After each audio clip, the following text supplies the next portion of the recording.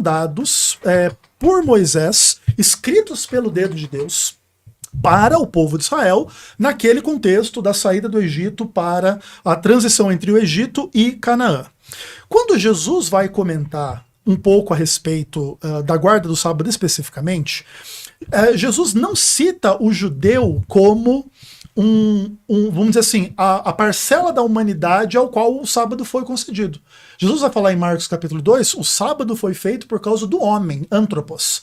E inclusive a humanidade é composta de seres humanos, homens, né, e mulheres, etc e tal, mesmo antes de haver uma etnia judaica, o chamado de Abraão, Isaac, Jacó, a sua família e etc. E o que acontece? Como você tem também no Gênesis capítulo 2 a ideia de que Deus descansou no sétimo dia e abençoou o dia sétimo, então a guarda do sábado, pelo menos do ponto de vista divino, antecede a existência do Estado judaico, da nação judaica e da primeira aliança. Inclusive, em Gênesis 16, aliás, em Êxodo 16, já existe o primeiro teste divino se o povo vai guardar o sábado ou não, mesmo antes da concessão da aliança dos 10 mandamentos. E o que acontece? No Novo Testamento, se deixa muito claro lá em Tiago capítulo 2, em Romanos capítulo 13, que todos os 10 mandamentos devem ser obedecidos pelos cristãos. Paulo fala isso em Romanos 13, quando ele vai falar que o cumprimento da lei é o amor, querendo dizer que você deve cumprir os mandamentos de Deus em amor, não que o amor substitua a lei. E Tiago capítulo 2, que é um texto que a gente usa muito também, vai dizer que aquele que guardar toda a lei, mas tropeçar em um só ponto é culpado de todos. E nesse contexto ele cita 2 dos 10 mandamentos, que é não adulterarás e não matarás. Ele fala assim, se você adultera, mas você não mata, você é transgressor da lei, tanto quanto um assassino. Você transgride a mesma lei. E você não tem como escapar da implicação de que se você transgride o sábado, você transgride a mesma lei. Porque senão, Tiago é o herege da história. O autor bíblico é o herege, é o sectário, é o cara, o que entende que está negando alguma verdade importante da palavra de Deus, porque a salvação não é pela lei. E essa não é a discussão. A discussão não é se a salvação vem pela lei. Até porque lá, desde a época dos 10 mandamentos, também havia o perdão dos pecados através do derramamento do sangue do Cordeiro. Então, o que acontece?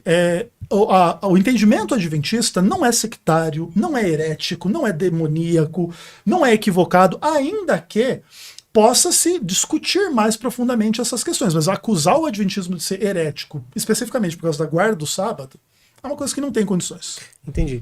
Uma questão que fica é que você deixou bem claro que quem tem que guardar toda a lei. Aquele que tropeça em um... Perfeito. Então transgride... A Bíblia que deixa. Isso, transgride toda a lei. Então a questão é, se, por exemplo, o Paulo, por exemplo, aqui, ele não acredita na guarda do sábado e ele não quer guardar o sábado, para ele tá tudo bem, então ele tá transgredindo toda a lei, sim, então ele não será salvo por causa disso? Isso, aí é uma outra discussão, e eu também não quero monopolizar aqui, porque sim, vai virar uma discussão da salvação. Não, pode falar também. Mas só para você entender, o que acontece?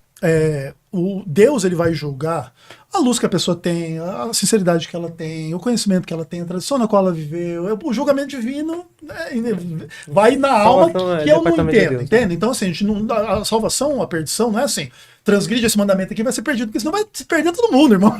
Porque todos nós temos um pecado ou mais pecados ou dificuldades, entende? Sim. Que a gente às vezes não entende ou que a gente mesmo entende e não consegue, as questões são complexas. Mas existe salvação pela fé em Cristo mesmo de quem transgride, mas isso não é uma desculpa para a pessoa viver no pecado.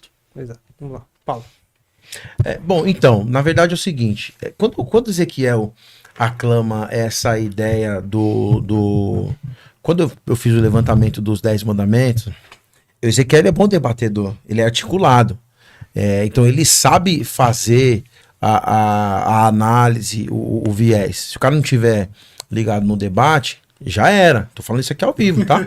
É verdade. Agora a questão é o seguinte, eu fiz a pergunta, citei a ideia dos 10 mandamentos desde o capítulo 20, mas fiz a menção dos quatro primeiros mandamentos e fiz a pergunta, a autoria, o Ezequiel respondeu, o destinatário, o Ezequiel respondeu, a ideia do conteúdo, o Ezequiel respondeu, e a universalidade dos mandamentos, o Ezequiel não respondeu com Êxodo capítulo 20, mas trabalhou a ideia do Tiago, evolucionou a ideia do Tiago e a ideia do Paulo, aí pela autoridade, porque você tem os 10 mandamentos trabalhados por Moisés, para uma cultura judaica, ele volta à ideia do sábado, trabalhando o 4º mandamento, dizendo que Deus descansou, observou, trabalhando essa questão fora da lei, mas ele migra para o Novo Testamento saindo do Antigo Testamento, não deixando claro que os 10 mandamentos é uma questão universal, mas ficou claro que era especificadamente ou especificamente para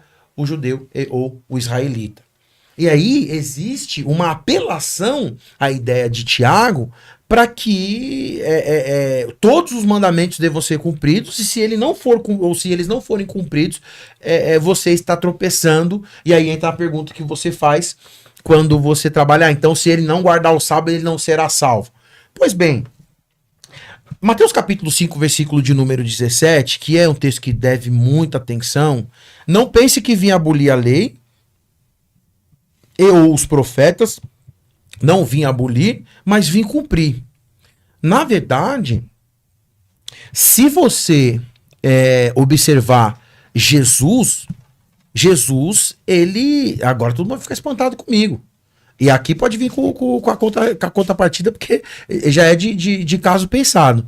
Jesus não cumpre a lei. Mateus 5,17, Jesus faz o que no sábado? O que Jesus faz no sábado? E tem um detalhe. Se o sábado seria tão importante, olha o que o Ezequiel está falando, que Daniel vai falar da ideia de uma mudança de lei, né? Mas na verdade, não só Daniel vai falar, Ezequiel vai falar de uma mudança de lei. Aliás, você sabe por que só Jesus poderia mudar a lei? Pode pegar esse corte aí. Isso aqui você não vai. É só aqui que você vai ouvir. Pode pegar esse aqui que eu vou falar agora. Você sabe por que Jesus. Porque na verdade é o seguinte, ó. Presta atenção no que eu vou dizer. Mateus capítulo 5, versículo 17. Não pensem que vim abolir a lei e os profetas. Não vim abolir. Eu vim cumprir. Jesus não cumpriu e ele veio mudar. Ah, mas você tá de brincadeira. É só você pegar, ó. Vou ler aqui. Só um. E tem que ir para muitos textos, que eu vou trabalhar Tiago ainda que ele citou. Tá dizendo o seguinte, versículo 20, Mateus capítulo 5, versículo 20. Pois eu lhes digo que se a justiça de vocês não for superior à dos fariseus e mestres da lei, o que Jesus tá falando? Uma superioridade. Então, meu Deus do céu, se for igual já não serve. Ou é superior é diferente, ou é igual? Diferente. Desculpa, se você falar assim, o Ezequiel tem um grau maior do que eu, não é igual, irmão. Então Jesus está dizendo sobre justiça. Se a justiça de vocês não for superior à dos fariseus e aos mestres da lei, tem lei envolvido no meio. De modo nenhum entrar no reino do céu. E não é brincadeirinha de religião. Não é brincadeirinha de pensamento. Ele está falando de céu. Tudo bem. Versículo 21. Vocês ouviram o que foi dito dos seus antepassados, não matarás. E quem matar está sujeito a julgamento. Mas eu, porém, vos digo. Mudou a lei.